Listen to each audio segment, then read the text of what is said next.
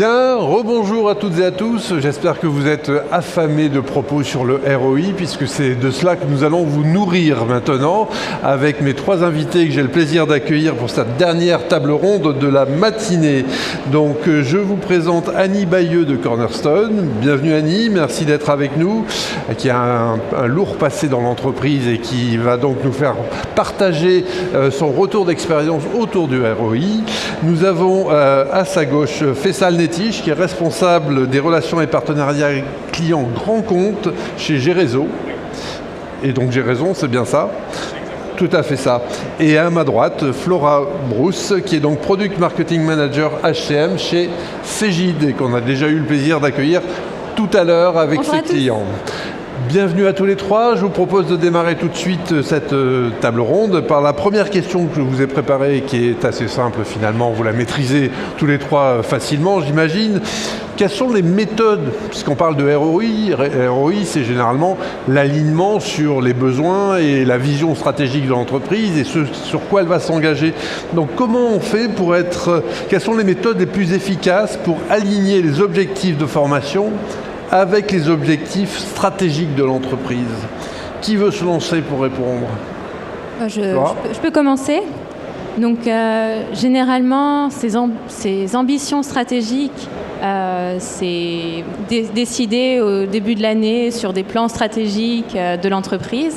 Chez nous, ce qu'on propose, c'est de les décortiquer et de les transformer en objectifs SMART. Ces objectifs SMART, ils vont être retraduits en compétences. Et ensuite, de là, on va pouvoir les mettre à plat et les comparer avec le référentiel dynamique de compétences qui va référencer les compétences au sein de l'entreprise acquises par les collaborateurs. Et on va pouvoir en déterminer des gaps et se rendre compte de ces gaps et les combler. Et c'est comme ça un premier step qu'on peut vraiment avoir cet alignement stratégique entre les ambitions stratégiques de l'entreprise et les compétences à acquérir ou à développer par les collaborateurs. De là, généralement chez nos clients, ils en déduisent des plans de formation ou alors des actions, parce qu'il n'y a pas besoin forcément de mettre des formations en face de chaque compétence. Sinon, après, on se retrouve avec un catalogue vraiment très, très fourni et qui n'est pas forcément hyper pragmatique. Voilà, je ne sais pas si j'ai répondu à la question, mais c'est un premier élément de réponse. Je vais laisser mes camarades compléter.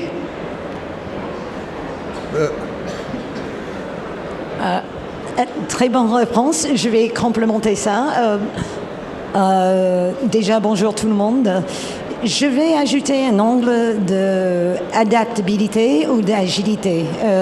Mon titre, que je suis preneuse de quelqu'un qui peut me le traduire en français, mais c'est Workforce Agility Officer chez Cornerstone. Ça veut dire que je suis vraiment spécialiste de comment trouver l'agilité dans quelconque organisation. Donc, pour complémenter ce que mon père a dit, c'est vraiment de pouvoir aligner, c'est une chose, et ces méthodologies, c'est très bien. Mais pour trouver la souplesse, parce qu'on sait qu'aujourd'hui, quand on démarre avec une stratégie, dans 3 mois, dans 6 mois, ça peut être interrompu, soit par les décisions qui sont faites par l'organisation, soit avec les choses qui se passent dans le monde autour de nous. C'est hors de notre contrôle. Donc, trouver cette adaptabilité dans les choses où j'ai envie de dire, on va revoir ses priorités tous les trimestres plutôt que de les traiter d'un point de vue annuel. On va focaliser sur les outils et les méthodologies comme les OKRs qui sont plus collaboratifs et moins individuels pour mesurer la performance. Donc, on arrive à trouver un espace où toute la société est concentrée sur un mouvement collectif et cette souplesse va être revue tous les 3 mois. Et pour moi, de s'aligner, c'est une chose, mais de trouver un processus qui est souple, c'est autre chose. Et je pense que c'est ça l'intérêt de mettre en place un système aujourd'hui. C'est vraiment le cœur de métier, c'est augmenter la fréquence de revoir et voir ça d'une manière collective plutôt qu'individuelle. Faisal, si tu veux compléter. Oui, avec plaisir. Moi, en tant qu'organisme de formation et aussi cabinet de conseil, on a cette chance d'être au contact des clients dans le cadre de mise en place de formation. Aujourd'hui, si je peux vous faire un retour de cas concrets, de cas clients et de ce qui peut fonctionner, la première méthode, c'est d'impliquer, d'intégrer les managers dans le dispositif de formation, et ça c'est un élément qui est très important. On le constate dès le départ de la formation, quand le manager opérationnel est partie prenante de l'accompagnement des collaborateurs, on voit bien l'impact et l'impact significatif. Deuxièmement, les responsables formation doivent jouer aussi ce rôle de business partner et presque d'avoir ce suivi en amont de la formation, pendant la formation et après la formation. Et le troisième peut-être élément que je pourrais vous donner en termes de méthode, c'est réellement de penser à l'objectif business. Et c'est d'ailleurs pour ça qu'on parle des managers et qu'on parle des responsables formation comme business partner. C'est quel est l'objectif business en finalité. Je vous donne un exemple. Nous avons 30%, bon c'est un peu haut, mais admettons 5% d'accidents du travail. Mon objectif, c'est de passer peut-être à 2% ou à 1%.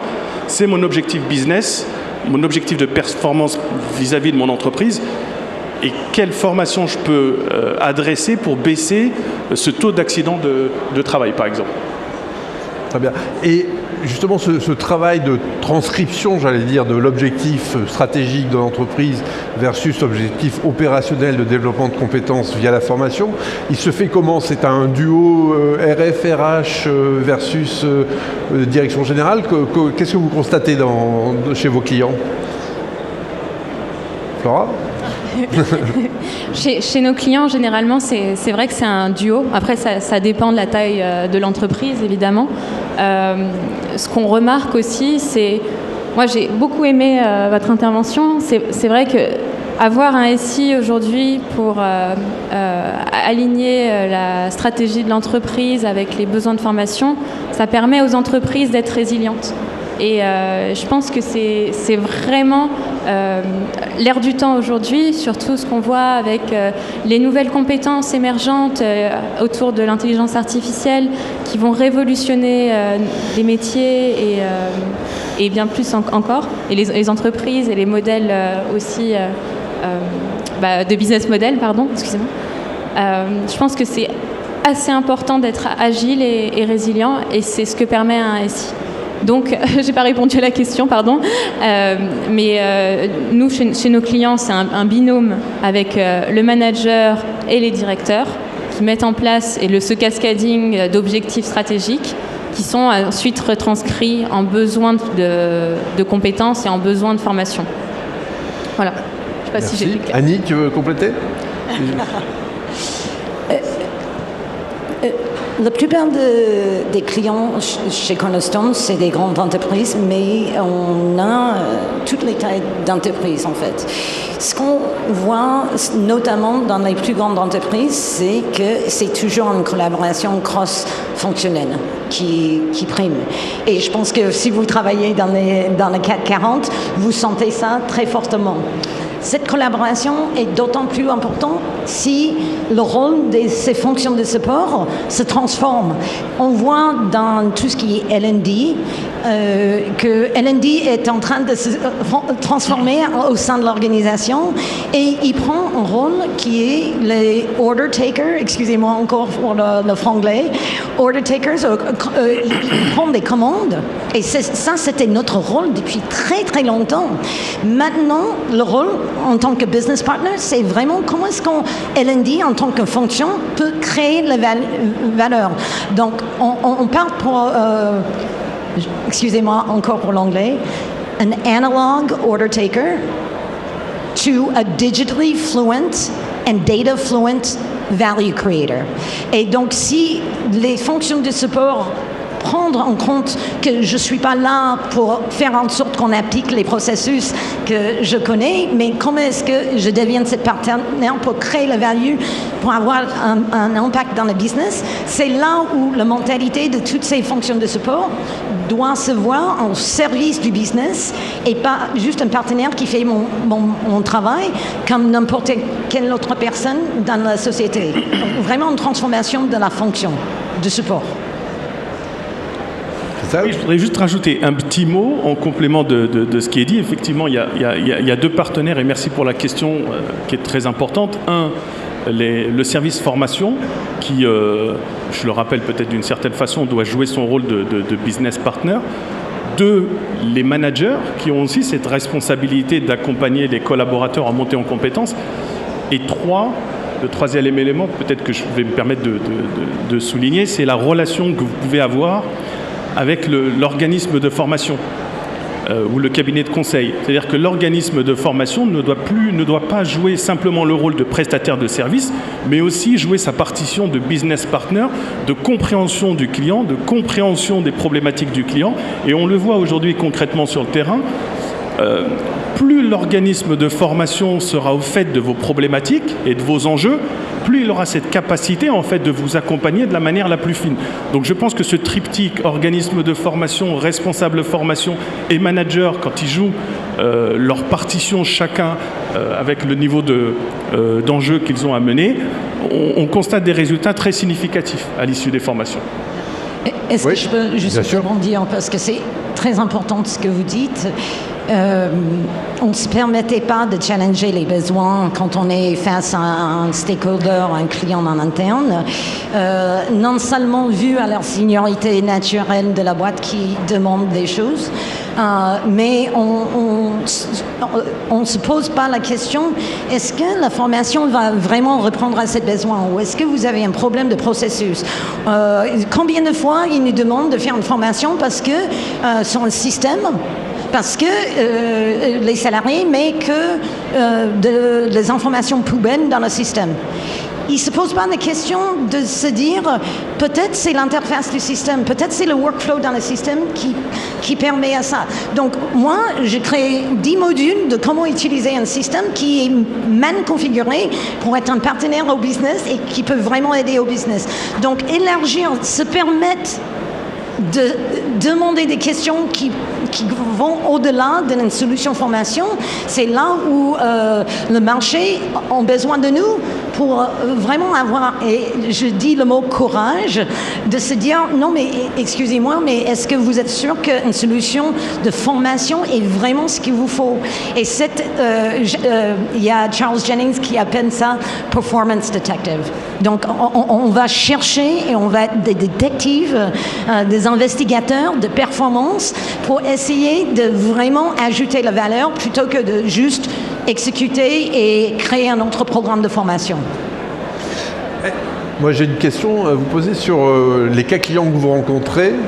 Est-ce qu'il y a parmi eux des cas qui vous paraissent vraiment percutants, que vous aimeriez transmettre finalement ce qu'ils vous ont appris ou ce qu'ils vous ont permis de développer en matière de ROI? Est-ce qu'il y a des trucs, des astuces, des méthodes, on en a parlé, qui sont transférables? Je veux bien Annie? commencer. Oui.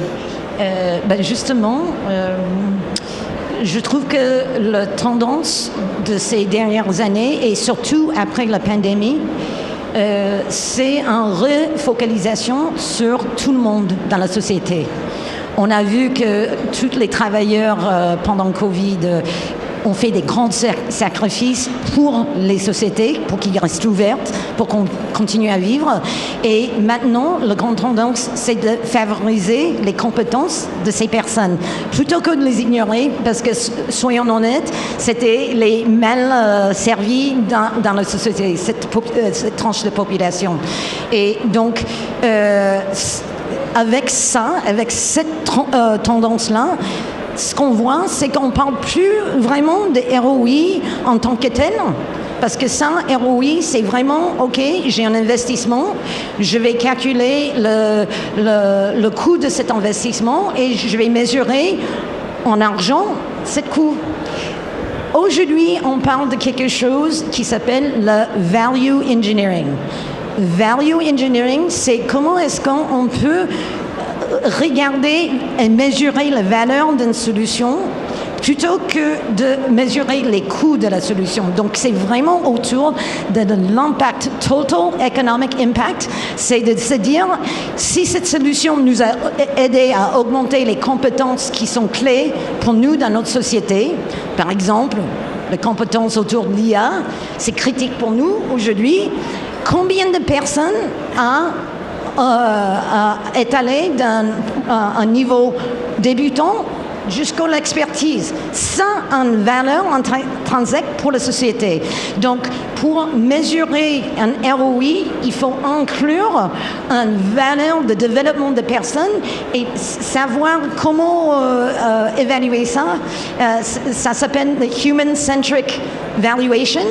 Et c'est mesurer la vélocité ou la progression des skills et compétences dans la société qui rajoute à un ROI. Et c'est ça, cette réflexion-là, c'est comment ça impacte les humains et trouver un moyen de mesurer ça et ajouter ça sur notre business plan de ROI parce que ça compte presque plus que le coût qu'on va payer pour une solution.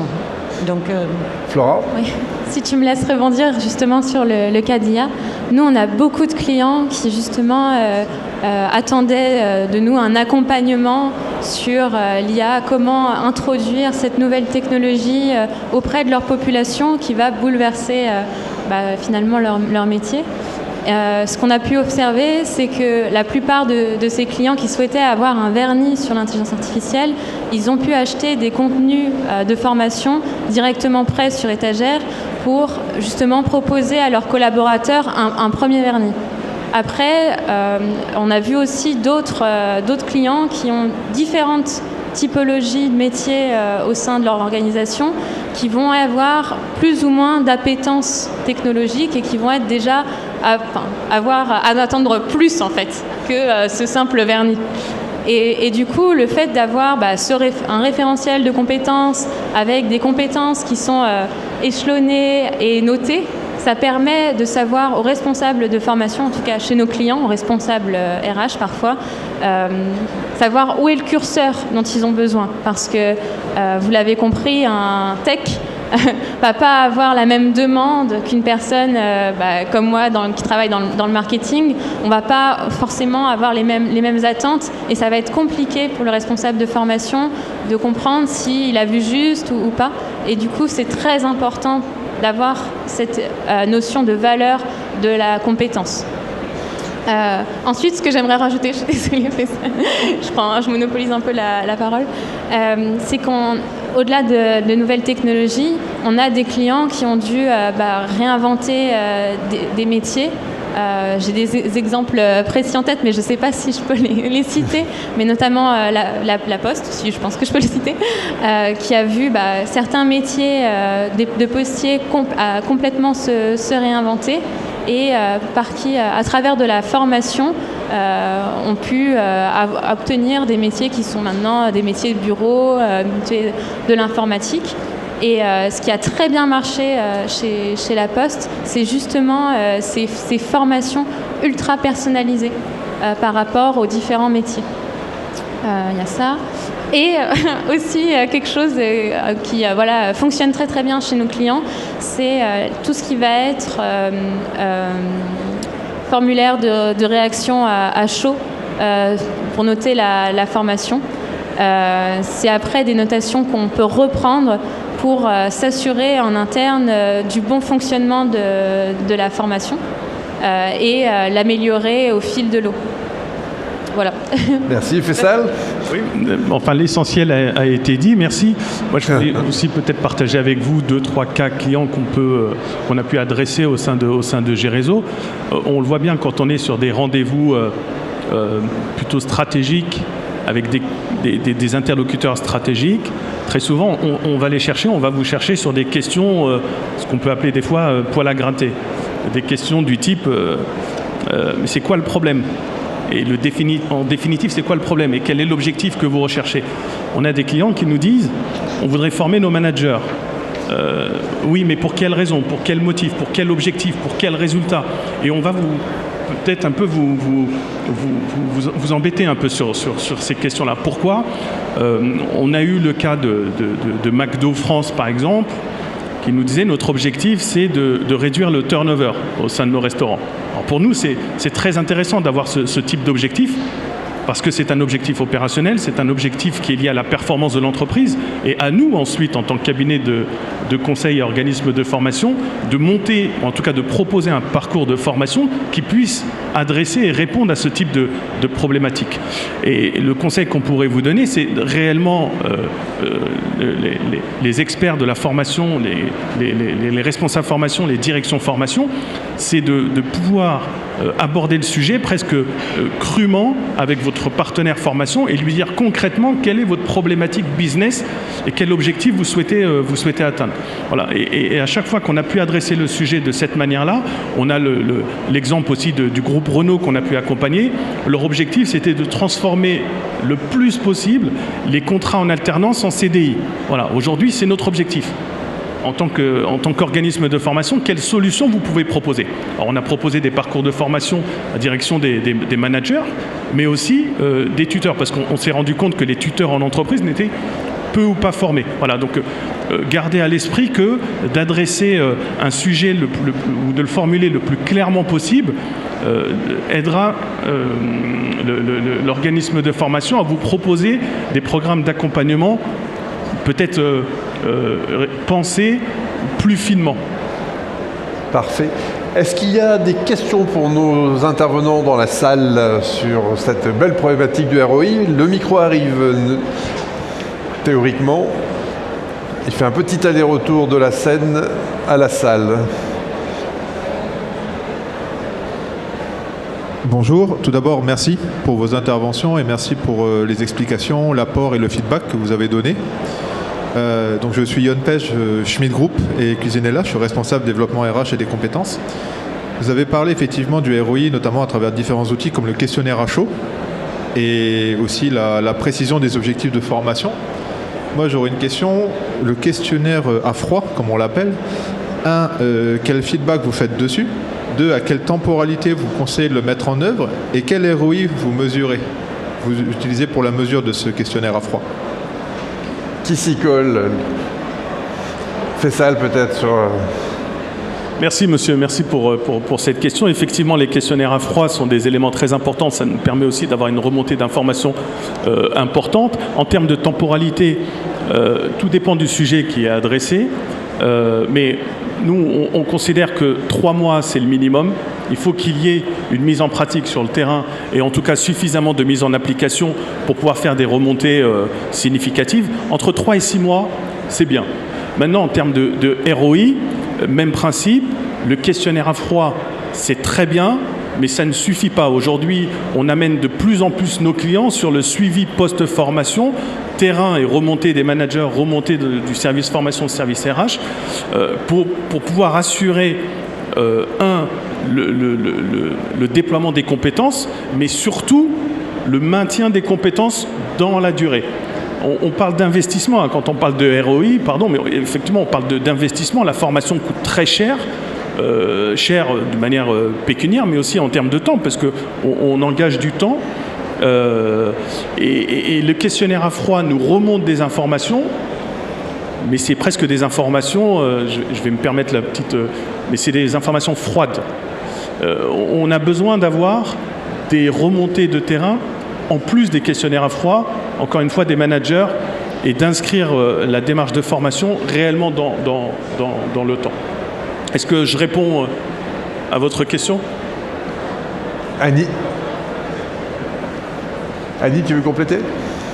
Je vais commencer une controverse. Ah, très bien. Nous y voilà enfin.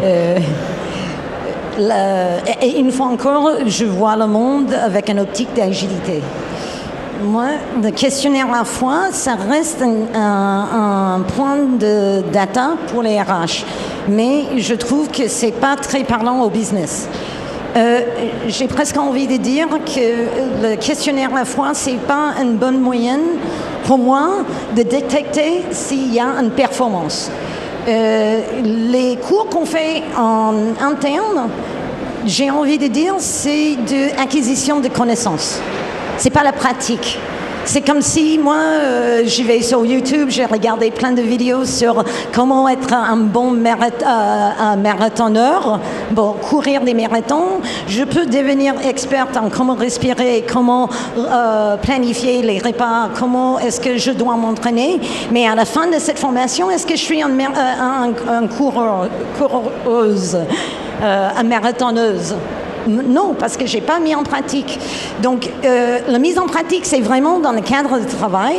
Donc, comment est-ce qu'on peut trouver des moyens de récupérer des indices de performance, comme la recognition, comme le feedback, qui est lissé au cours de la travail. C'est-à-dire un système où on peut féliciter quelqu'un après un meeting, pour créer cette loop de feedback, boucle de feedback instantanée, parce que c'est ça qui va nous aider à vraiment améliorer. Parce que quand on voit, je vais avoir un jugement sur mon performance dans 6 mois, pour moi, c'est pas assez agile.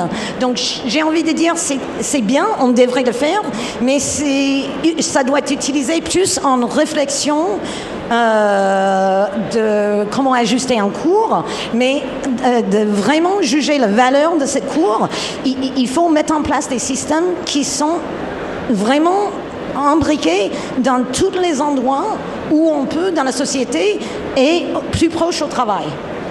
Donc il faut mettre en place de l'observation. Pardon ? De l'observation. Absolument. Donc, on a un système, si vous mettez en place un système d'observation, de feedback quelconque, que ce soit une félicitation ou j'étais surprise parce que vous n'avez pas fait ça, ça aide sur le moment. Le plus proche, le feedback peut être à l'action, va aider à améliorer cette performance et au bout d'un moment, on va voir un impact sur le business un petit peu plus. Donc, je ne dis pas que ce n'est pas important, je dis que c'est plus. On a besoin de penser à une fréquence un petit peu plus alignée avec le travail. Merci beaucoup. Un complément ? Tout a été dit. Et il y a peut-être une autre question. Une dernière question de la salle ? Une remarque alors. Donc moi, par rapport à ce sujet de l'applicabilité, de la vérification des compétences sur le long terme par rapport à froid, je pense qu'il y a une implication des managers qui doit être importante avec, pourquoi pas, un outil où le manager peut évaluer par rapport à la formation s'il a lui aussi constaté une évolution de son collaborateur sur les différentes compétences. Après, ça va demander un investissement manager important et ça c'est toujours le problème aujourd'hui, c'est de mobiliser nos managers post-formation sur, ils ne sont pas juste allés à la formation un instant T, mais est-ce que justement ça s'est réellement transcrit dans le travail? Parce que si c'est pour les former et que dans un an ils nous redemandent la même formation, c'est bien que justement il n'y a pas eu l'impact nécessaire. Absolument. Voilà. C'est clairement la formation au service de la performance, c'est une bonne philosophie, je pense. Observation et implication du management. Il y avait une dernière... Non, c'est bon, la question t'est posée. Allez, une dernière question, si vous voulez bien. Hop. Madame. Comme c'est la pause déjeuner, on déborde un peu. Merci pour vos présentations, enfin vos différentes interventions, c'était très intéressant. Moi, j'avais une question à savoir est-ce que vous acceptez les collaborations? C'est-à-dire que je serais intéressée à collaborer avec vous, mais moi, je suis Mariam, donc je me présente, et je suis la fondatrice de LinkedIn Therapist Academy. C'est un organisme de formation continue qui connecte des experts avec des professionnels de santé dans le cadre de leur développement de compétences. Voilà, donc je serais ravie en tout cas d'échanger avec vous pour une collaboration. Eh bien, comme la conférence se termine, vous allez pouvoir discuter avec nos intervenants que nous remercions vivement de leur intervention. Merci beaucoup beaucoup à vous trois.